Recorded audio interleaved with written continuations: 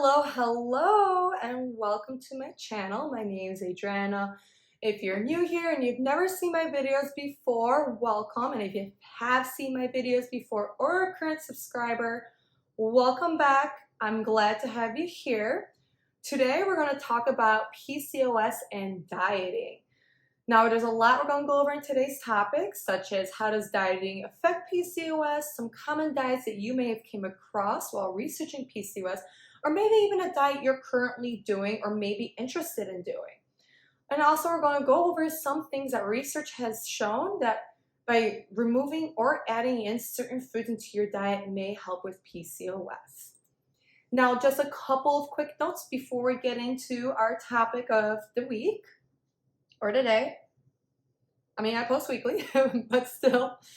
Outside of this YouTube channel, I do have an Instagram and a TikTok, and I also post content on PCOS over there, food, fitness, and lifestyle. If you're interested in seeing more content that I give out, those are great ways you could keep up with me. I'll go ahead and put my handle right at the bottom of this video.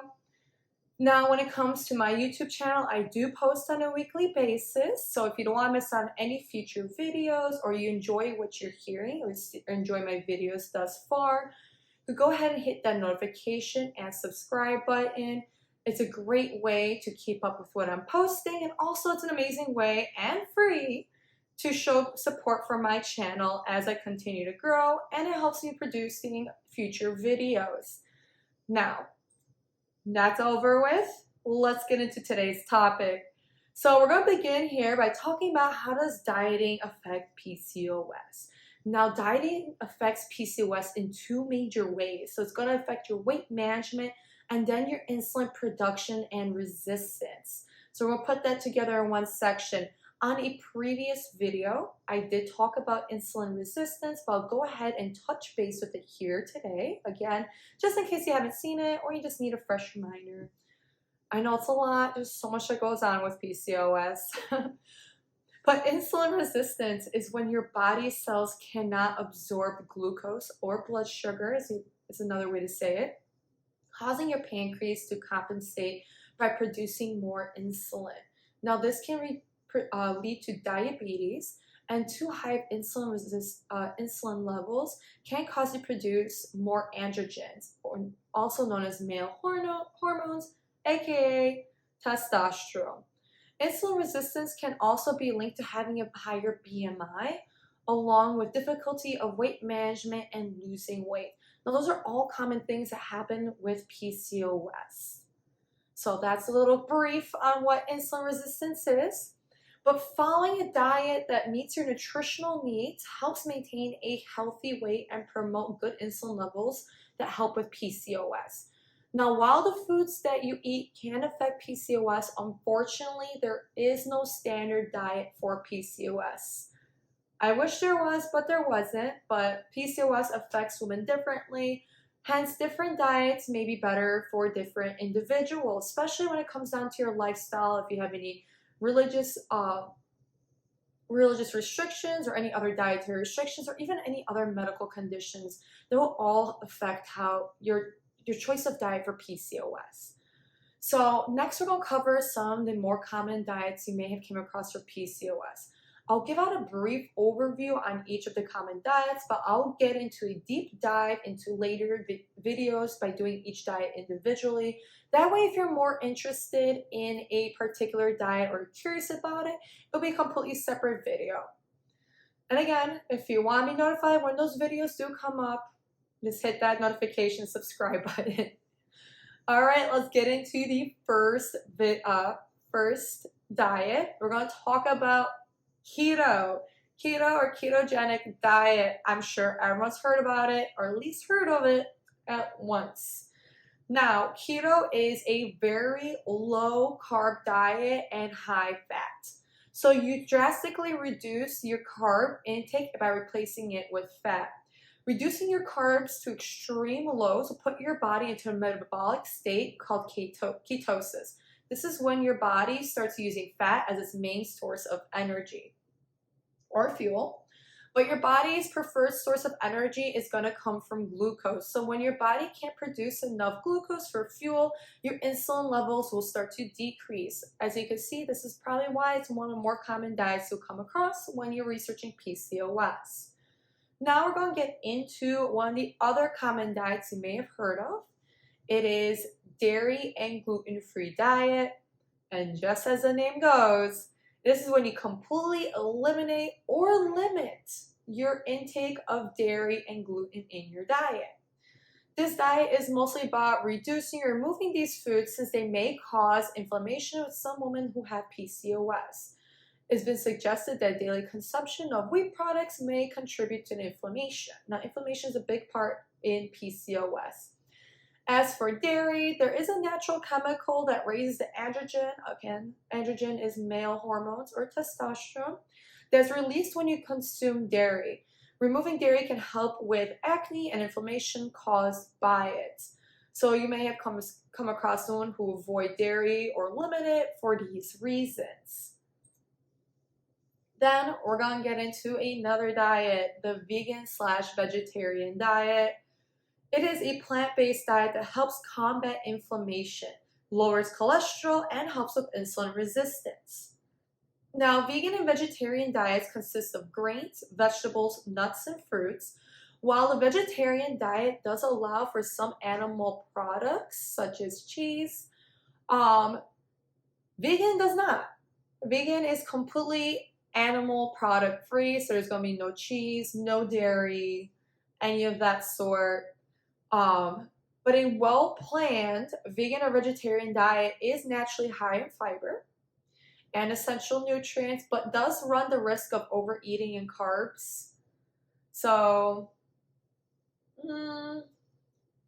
great diet, but comes with a slight caveat. Again, that's why it has to be well planned when you when you start following this type of diet to ensure that you hit all your macros and your body gets everything it needs.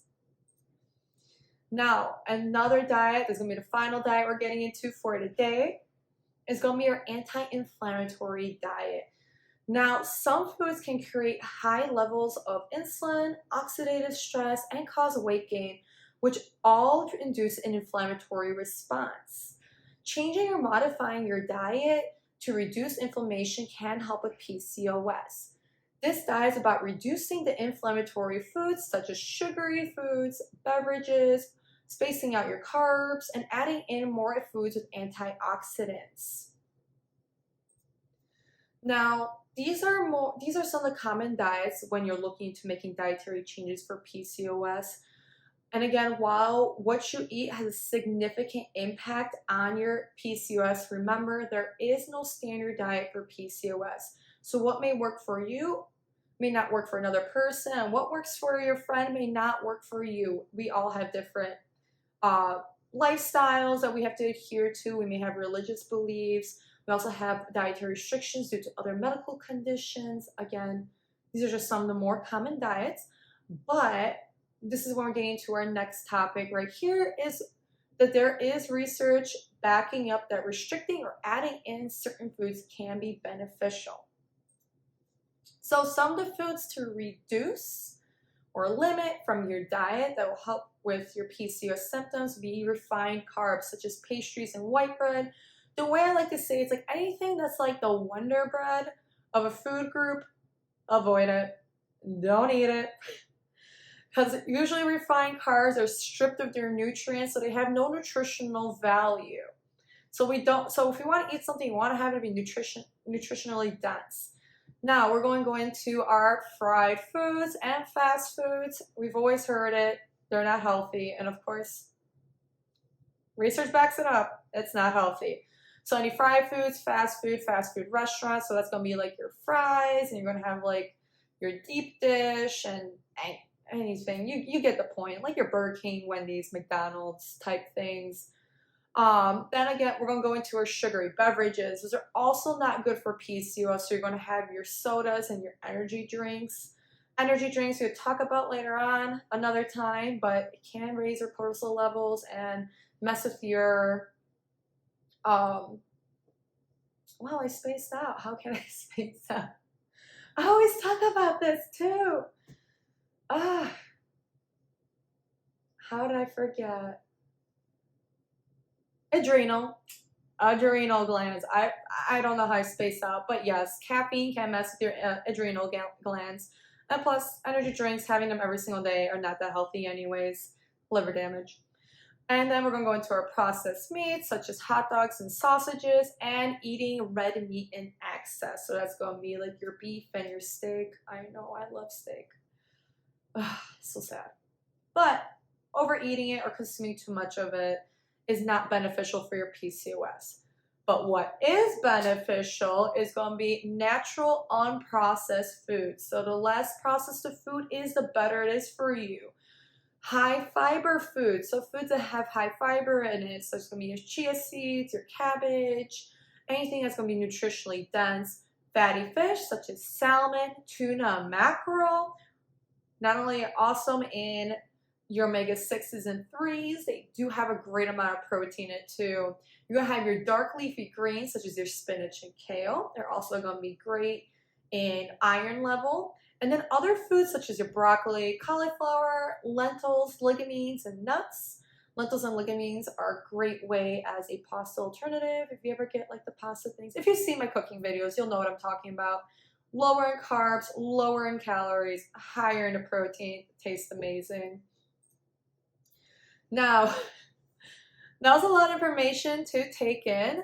Again, I'll break down each diet in the future in its own separate video. So again, if you're interested in a particular diet or hearing more about it, I'll make separate videos in the future for those.